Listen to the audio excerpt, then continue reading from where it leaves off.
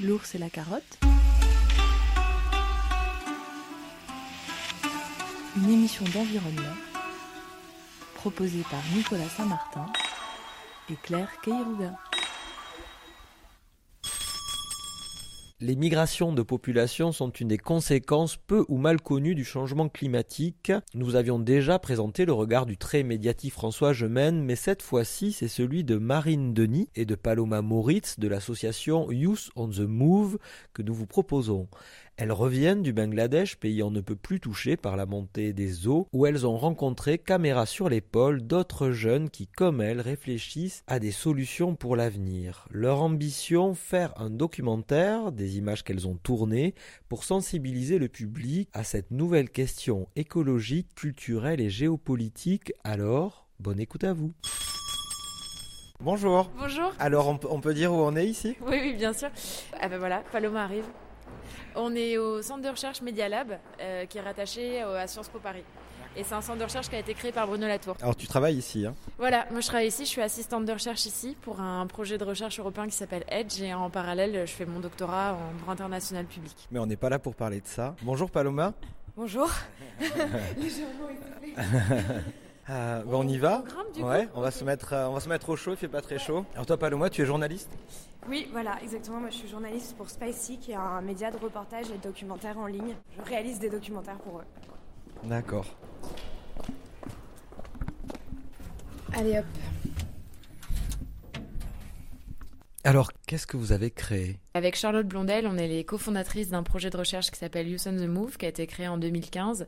Et c'est hébergé par un think tank jeune qui s'appelle Climes et qui rassemble aujourd'hui 400 personnes sur 40 pays. L'objectif, en fait, c'est de devenir une plateforme qui héberge des témoignages de jeunes sur la question des migrations environnementales. Et pas seulement des témoignages, mais aussi des forces d'action et des initiatives. Des jeunes, d'où ça ? De plusieurs pays. À la base, on a fait notre premier terrain de recherche au Vietnam. On avait rencontré des associations vietnamiennes qui travaillent sur cette question. Ensuite, on a beaucoup travaillé avec des personnes dans le Pacifique, en Nouvelle-Calédonie, beaucoup à Tuvalu notamment. Et là, notre nouvel axe de partenariat qui est très fort, c'est le Bangladesh. Ça, on va le voir dans un deuxième temps parce que c'est un joli projet que vous avez autour de ce pays. Sur les premiers pays que vous avez vus, vous avez rencontré des jeunes de quelle origine ? Des étudiants en général ? C'était souvent des étudiants, souvent des gens qui avaient la chance de faire des masters en ingénierie par exemple, un peu moins en sciences sociales. Et du coup, leur approche était assez différente en fait. Ils étaient beaucoup sur des thématiques d'infrastructures, donc de création de digues ou d'aménagement du territoire pour lutter contre l'érosion. Et du coup, il y a aussi des demandes différentes qui sont faites et conjointes, c'est-à-dire d'autres personnes mettent en avant la nécessité de créer un statut particulier ou d'un droit particulier, le droit à la migration dans la dignité. D'autres personnes promeuvent une approche de relocalisation sur d'autres territoires. Et du coup, ça nous intéresse aussi de voir quelles sont les différentes propositions. Donc ce seront des jeunes qui simplement cherchent à se prémunir ou à agir en conséquence des conséquences du changement climatique. Alors se prémunir et s'adapter aussi, et d'une certaine façon préserver aussi leur culture. Quelque chose qui est très fort, qu'on a beaucoup vu avec les associations locales à Tuvalu, c'est la notion de préservation de la culture. Parce qu'une population qui est obligée de se déplacer et changer de territoire, elle risque aussi de perdre avec elle son héritage historique, sa façon de faire de l'agriculture, de fonctionner en société, et c'est quelque chose auquel on ne pense pas du tout quand on parle de migration environnementale. Vous êtes allé dans un endroit où les gens, où leur terre est en train de disparaître, ils vont devoir certainement quitter leur pays.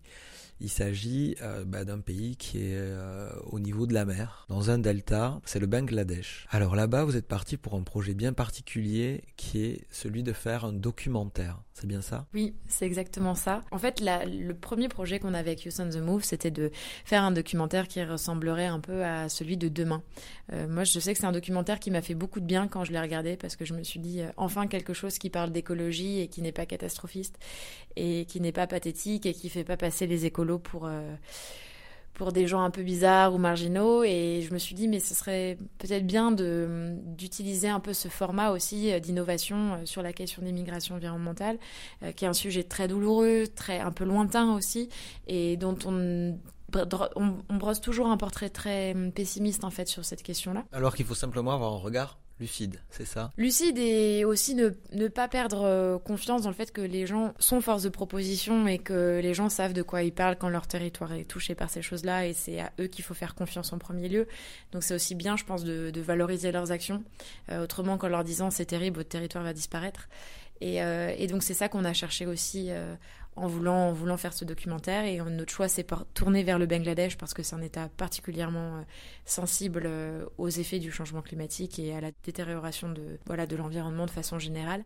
Seulement là, vous êtes retrouvé confronté à un pays où le seul problème n'est pas le dérèglement climatique et pourtant il est important puisqu'il provoque l'érosion des sols, il déplace des populations. Vous vous êtes rendu compte que les problèmes de changement climatique en fait ne font que s'additionner à bien d'autres problèmes. Oui, c'est exactement ça. En fait, je pense qu'on se trompe quand on considère qu'il faut lutter contre le changement climatique. Il faut lutter contre les pratiques et les activités humaines qui accroissent en fait la détérioration de l'environnement et qui mènent ensuite à une forme de migration. Et le changement climatique figure comme un accélérateur ou un aggravateur de problèmes sociaux, d'inégalités qui existent déjà.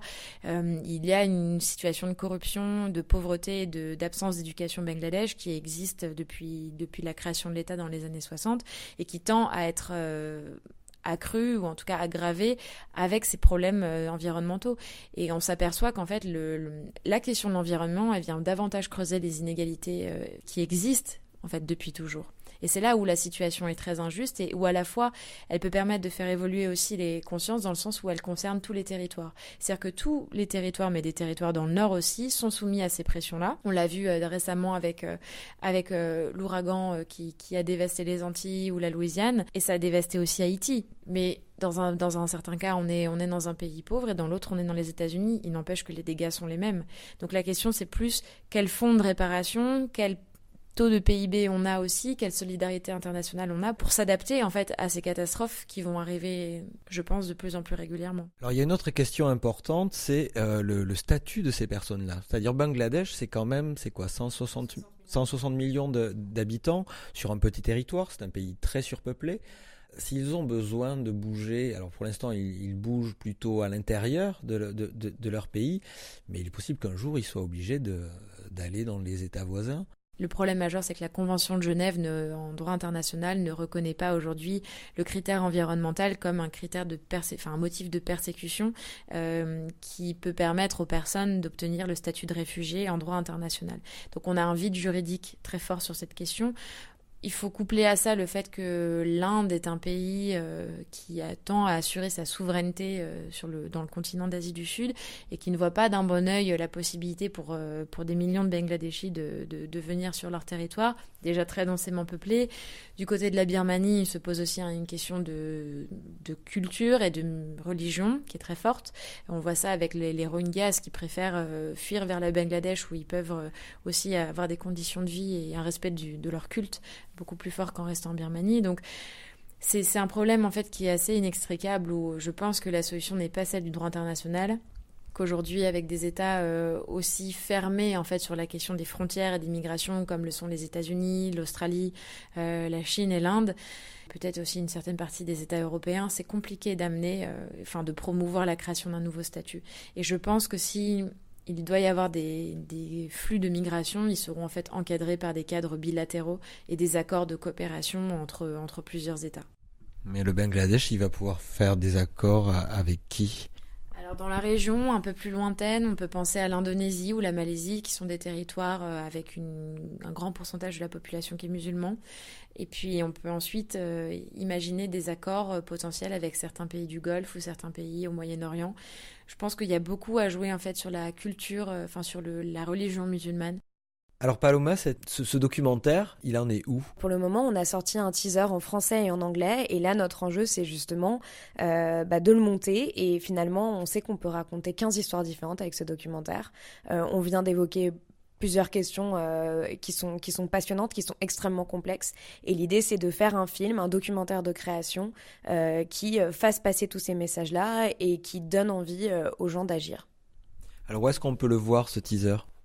Alors les teasers en français et en anglais, vous pouvez les voir sur la page Facebook et sur la page YouTube de Youth on the Move. Donc c'est Youth on the Move Climates et vous trouverez en ligne ces teasers-là. comment on peut vous aider s'il y a des gens qui sont intéressés pour que cette question-là émerge et soit comprise de tous dans sa complexité, mais simplement. En fait, la meilleure manière de nous aider, c'est d'en parler parce que il y a de très fortes chances que notre documentaire ne soit pas acheté par la télé.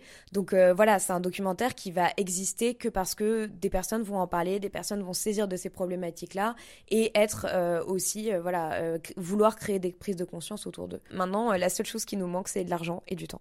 Donc, appel si une fondation nous entend, si un producteur qui veut faire un peu de mécénat quelque part dans son activité vous entend, il est le bienvenu. Il peut vous contacter via votre page Facebook.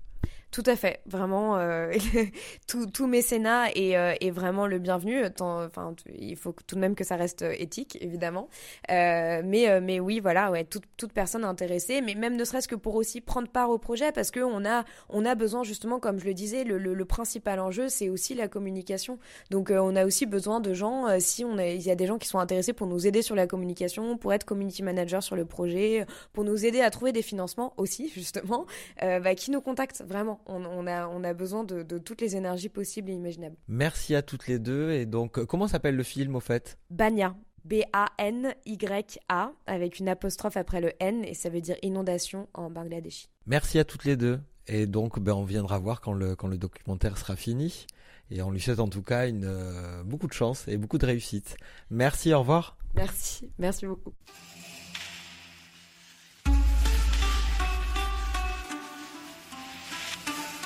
C'était L'ours et la carotte, écoutable sur Internet.